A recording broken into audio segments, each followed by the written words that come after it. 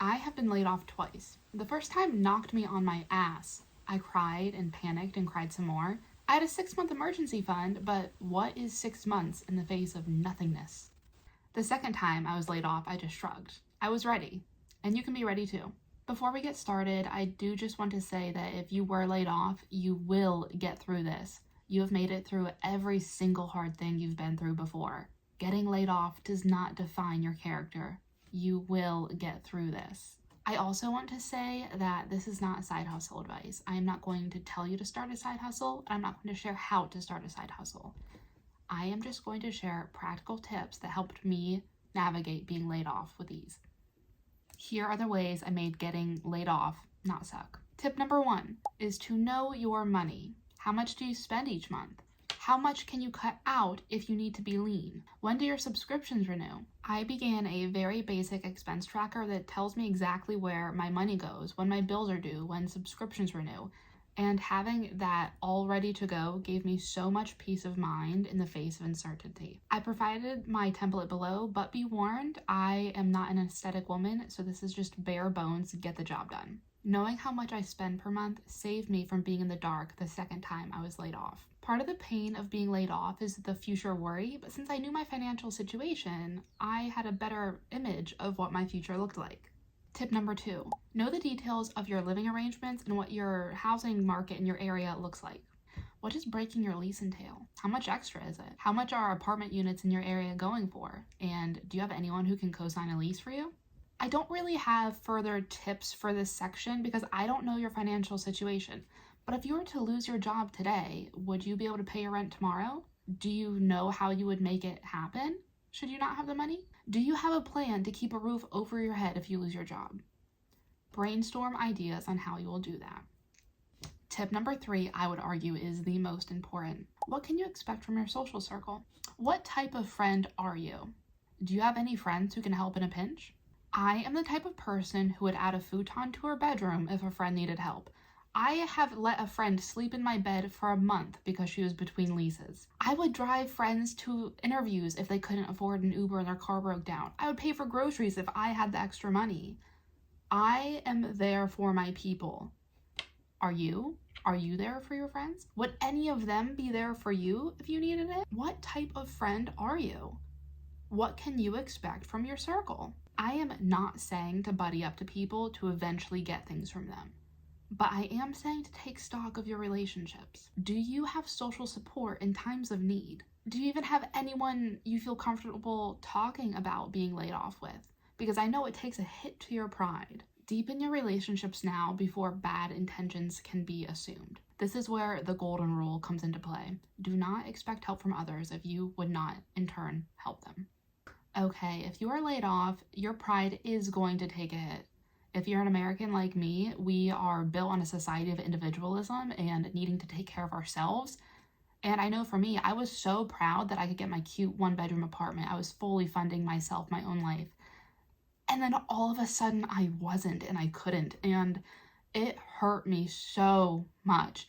I'm not going to get into it now, but it was like a knife to the heart, and my heart is my pride. It was such a terrible feeling. And had I looked into these next steps beforehand, had I told myself it was okay, I think I would have had a much easier time the first time around. Which brings me to step 4, and that is no government and social programs. Look up how food stamps work. Look up how you apply for unemployment. Figure out how much you're eligible for. Did you know they tax unemployment? I didn't. I was like, oh, I'll get $320 a week. No, it ended up being like $280 because it's taxed. Do you know of any clothing swaps that your community is doing? There are so many resources out there for people in need, and it is such a good idea to know them beforehand, before your pride takes a hit. Because I hate to say it, but sometimes we view people who need these programs as others, oh, I don't need that. But you do. You do. You are not above help. You are not above help. Ask for help. Know what help is available, and you will get through this. As I mentioned before with my last tip, community is so important. Stop being so individualistic. You pay taxes, use the benefits.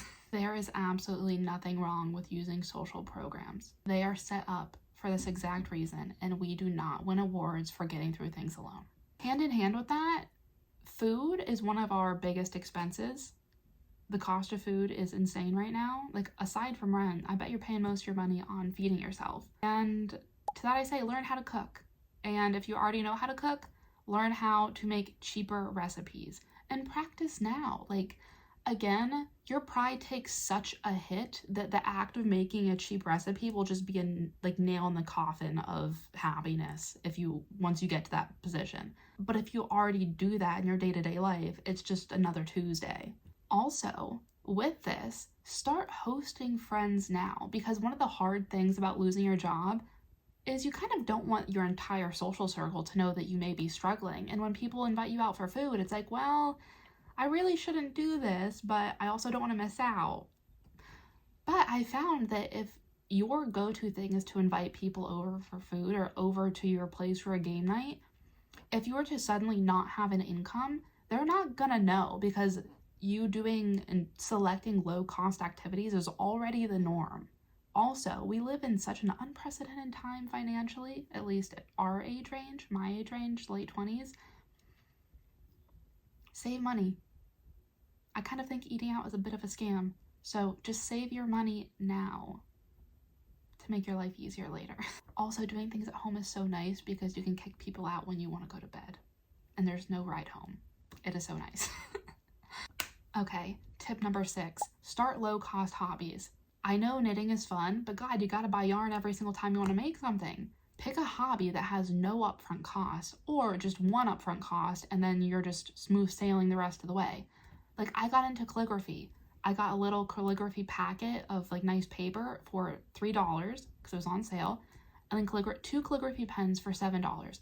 So $10 upfront cost, and I am set for months and months and months.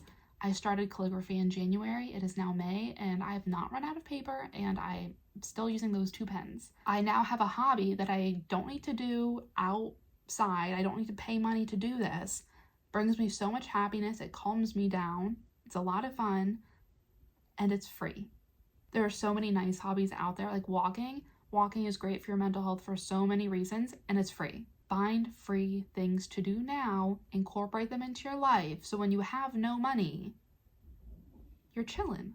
Pro tip number 1, the only pro tip of this video. Have self-care options that don't involve spending money. Have self-care options that don't involve a trip to Sephora. You don't need a new sheet mask and bath bomb to care for yourself. Figure out free ways to care for yourself. Find out what you need to satisfy your inner soul and happiness for free. The last tip is so boring, but God, it really, really helped me, and that is keep your resume up to date. Keep a list of work wins.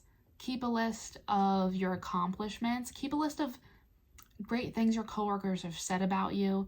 Keep a list of great ideas you've had. Keep a list of relevant contacts. And update your resume as you go. When I was laid off the second time, it was literally, you're laid off, give us the laptop. I had less than 5 minutes to do anything, but I was already set to go. Taking care of this now saves so much stress. When you are laid off, it's like the world freezes and you're just numb and you're like, what the freak do I do? And then you don't have to worry because you've already done what's necessary. Knowledge is power, and give yourself the most power possible when you are feeling helpless. Know how to care for yourself in inexpensive ways. Know how to care for yourself in general, because getting laid off is such a traumatic experience, but it doesn't have to be a hard experience. My name is Alyssa, and I have spent the last year teaching myself how to be a doer and learning how to set systems that allow me to succeed through any scenario. If you've gotten any help from this video, please consider subscribing. It would mean the world to me. I hope you don't get laid off, but if you do, I think you will be more prepared than you were 10 minutes ago. I hope you have a great day. Bye.